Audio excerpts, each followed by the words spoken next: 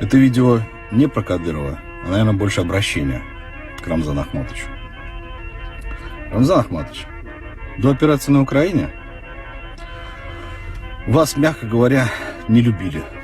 Да и к чеченцам относились, мягко говоря, не очень хорошо, основная масса россиян. Потому что поведение каждого вот такого чеченца в России вызывало не неприязнь больше, а, наверное, люди боялись беспредела и их беспардонности.